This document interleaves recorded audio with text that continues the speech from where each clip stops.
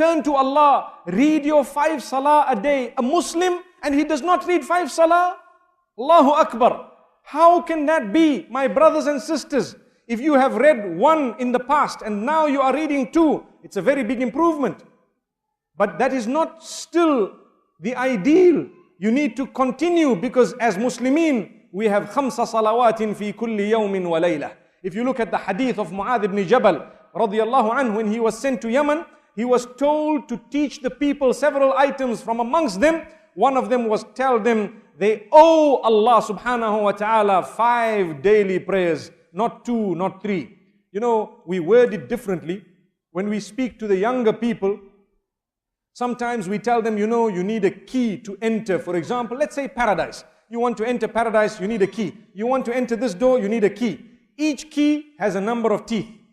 Just like if I want to phone you, I need your phone number. Brother, if I have 1 error in the whole phone number, I won't get through to you. You see? So if I would like paradise, I need to read 5 salah on a daily basis. That is the figure. That's the number of teeth on the key. If you have 1 tooth missing, what happens? Try it. Take your key and break out 1 tooth. Put it in. It won't open your door. But there are so many other teeth. 1 is missing. My brothers and sisters, against your laziness or mine, against the coziness of your bed, against whatever you are doing in the mall or at your workplace or enjoying with your family, stop everything at the time of salah and quickly fulfill your salah. Imagine I am saying quickly, whereas by right it's not supposed to be done quickly. But even if you have done it in the midst of your work and you have fulfilled that salah, come what may, wallahi, that may just be the means of your entry into paradise. Some of us are not submitters. You know, we follow Islam where it is easy for us only. Well, we need to do better than that. Which means where it is easy, alhamdulillah. Where it is difficult, we still want to try and we still want to please Allah subhanahu wa ta'ala. The other day, I got a beautiful message on my phone. I need to share it with you. It showed a little caricature lifting weights. You know, weights which have heavy weights, I think maybe 60, 70 kilos on either side. And he's lifting weights. He says, you think you're strong? You see, the question is, you think you are powerful? Obviously, this is because the young people of today, they want to have big muscles, you know, and they want to be seen and they want to be felt. When they greet you, you just got to say, wa alaikum assalam, you know. Because you cannot look at them anymore in the way that we used to in the past. No, big man, you got to look at him carefully. So it says, if you think you're very strong, you can lift your blanket for Salatul Fajr, then you will be strong. Allahu Akbar. Allahu Akbar.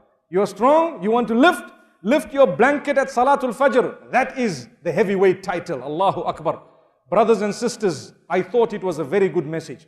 Because today, the message of the deen needs to be put forth to our children and ourselves in a way that we look at it and we really think, wallahi, it is correct. The powerful person is not the one who can lift 120 kilos with one hand and with his little finger. Subhanallah, no, it isn't. A powerful person is the one who can lift his blanket up for Salatul Fajr and for Tahajjud.